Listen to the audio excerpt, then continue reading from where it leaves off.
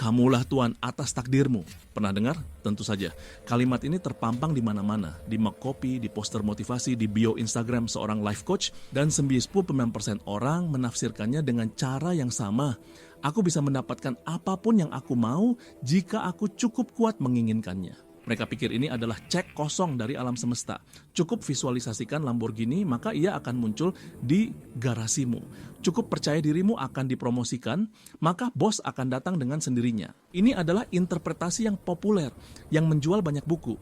Dan yang ironisnya justru membuat banyak orang menderita. Karena ini adalah kebohongan yang manis, jebakan yang dibungkus dengan pita motivasi. Dan hanya sekitar 100% orang yang memahami makna sesungguhnya. Mari kita sebut saja paradoks kontrol. Kamu merasa cemas karena proyek di kantor tidak berjalan lancar. Tim kamu tidak kompeten, klien terus mengubah permintaan, dan deadline semakin dekat. Kamu sudah melakukan semua yang diajarkan. Afirmasi positif dicermin setiap pagi, proyek ini akan sukses. Aku bisa mengendalikannya. Tapi kenyataannya, tim kamu tetap membuat kesalahan. Klien tetap plan, dan kamu merasa semakin gagal, semakin tidak berdaya. Rasa bersalah pun muncul. Mungkin aku kurang positif berpikir, mungkin aku kurang berusaha.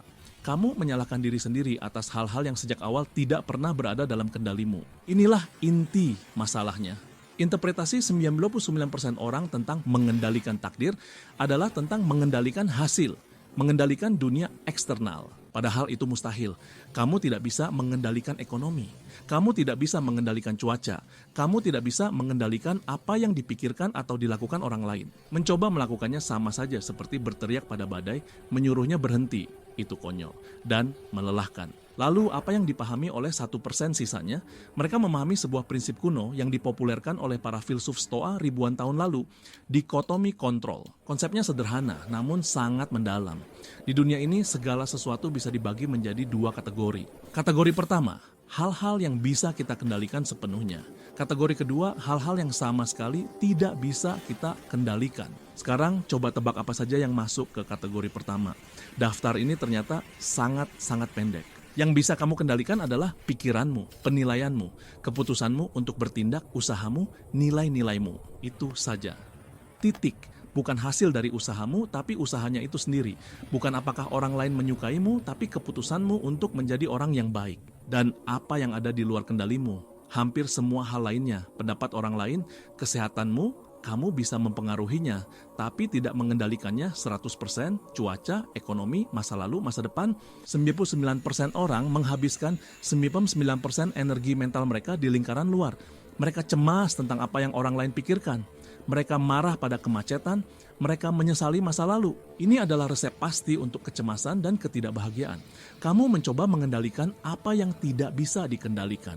Sedangkan 1% orang, mereka fokus total pada lingkaran kecil di dalam. Mereka mengabaikan kebisingan dari luar. Jadi makna sebenarnya dari kamulah Tuhan atas takdirmu adalah kamu adalah Tuhan atas pikiran dan reaksimu. Dan disitulah letak kekuatan sejati. Mari kita lihat contoh praktis. Situasi, kamu terjebak macet total, kamu akan terlambat ke pertemuan penting. Reaksi 99%. Marah, mengumpat, memukul setir, stres meningkat. Kamu tiba di pertemuan dengan mood yang hancur dan energi terkuras. Kamu menyalahkan kemacetan atas harimu yang buruk. Reaksi 1%. Pertama, menerima. Oke, aku terjebak macet, aku tidak bisa mengendalikan lalu lintas ini. Langkah pertama adalah mengakui realitas. Kedua, fokus pada apa yang bisa dikendalikan. Aku bisa mengirim pesan untuk memberitahu aku akan terlambat. Aku bisa menggunakan waktu ini untuk mendengarkan podcast, aku bisa menelepon ibuku. Kamu tiba di pertemuan, mungkin terlambat, tapi dengan pikiran yang tenang dan terkendali. Kemacetan adalah peristiwa yang sama, tapi pengalaman internalmu benar-benar berbeda. Contoh lain, atasanmu memberikan kritik pedas di depan semua orang. Reaksi 99%, merasa dipermalukan, marah, defensif. Dia tidak tahu apa-apa, ini tidak adil. Kamu menghabiskan sisa hari dengan mengulang kejadian itu di kepala, merusak produktivitas dan kebahagiaanmu. Reaksi 1%, jeda, memisahkan fakta dari cerita. Fakta, atasan memberikan feedback. Cerita yang kamu buat, aku payah, aku akan dipecat, dia benci aku. Fokus pada yang bisa dikendalikan. Aku tidak bisa mengendalikan cara dia menyampaikannya, tapi aku bisa mengendalikan bagaimana aku meresponsnya. Apakah ada kebenaran dalam kritiknya yang bisa aku pelajari? Kamu mengambil pelajaran jika ada dan membuang sisanya tanpa emosi yang merusak. kamu mengubah serangan menjadi kesempatan untuk bertumbuh. Itulah kekuatan. Ini bukan tentang menjadi pasif atau tidak peduli.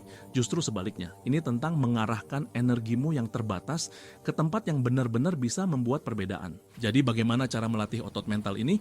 Berikut 3 langkah sederhana. Langkah 1, jeda. Ketika sesuatu yang negatif terjadi, jangan langsung bereaksi, ambil satu tarikan napas dalam. Ciptakan jeda antara stimulus dan respons. Di dalam jeda itulah letak kebebasanmu untuk memilih. Tanpa jeda, kamu hanya robot yang bereaksi secara otomatis. Langkah 2, identifikasi lingkaran. Tanyakan pada diri sendiri. Dari semua aspek situasi ini, mana yang 100% ada di bawah kendaliku dan mana yang tidak? Buatlah daftar mental atau bahkan tulislah. Tindakan memisahkan ini sendiri sudah sangat menenangkan karena memberikan kejelasan. Langkah 3, fokus dan bertindak. Abaikan sepenuhnya daftar di luar kendali. Jangan berikan satu ON pun energi mentalmu untuk itu. Fokuskan 100% perhatianmu pada daftar di dalam kendali. Pilih satu tindakan paling konstruktif yang bisa kamu ambil dari daftar itu sekecil apapun dan lakukan sekarang juga. Jeda, identifikasi, bertindak. Ulangi, setiap kali kamu melakukannya, kamu memperkuat otot ketahanan mentalmu. Ini mengubahmu dari korban keadaan menjadi arsitek responsmu. Kekuatan sejati bukanlah kemampuan untuk membengkokkan dunia sesuai keinginanmu. Itu fantasi. Kekuatan sejati adalah kemampuan untuk tetap tegak dan waras ketika dunia mencoba membengkokkanmu. Itulah realitas. Jadi, lain kali kamu mendengar frasa, "Kamulah Tuan atas takdirmu," tersenyumlah. Karena sekarang kamu tahu rahasia yang hanya diketahui oleh 1% orang. Ini bukan tentang mengendalikan dunia. Ini tentang mengendalikan dirimu sendiri. Dan itu ternyata adalah satu-satunya hal yang penting.